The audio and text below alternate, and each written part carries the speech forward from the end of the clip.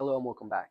Today we want to talk about mythos and cyber because with all the things happening in AI right now, there's something that people aren't really paying close attention to. And that's models like Mythos from Anthropic. They're not just getting better at generating content, they're getting better at understanding systems. So good, in fact, that Anthropic decided to pause its release to allow some very big digital players to patch all the holes that this new model is finding. And that matters a lot in cybersecurity because most attacks, they don't just come through brute force. They come from understanding how things are put together, how they work together, and where they break. Now, what these models are starting to do is compress that understanding by a ton, a whole lot, faster than we're used to, quite frankly, and making it more accessible than ever to anyone who wants to use it.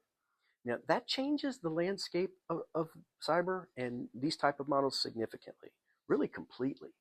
Now, not in some distant future way, but today, right now. And that's because the barrier to entry to using these tools is dropping by magnitudes. The speed is increasing, and the ability to simulate, new scenarios, different scenarios, is expanding a lot. And that doesn't just affect attackers; it affects defenders as well. It affects how quickly our systems need to adapt to this, and how organizations really think about risk itself. Now, how do we define what secure even means anymore? So the conversation isn't just about how powerful these models are. It's about what happens when that power of these new models like Mythos is applied to systems that were never designed for it in the first place.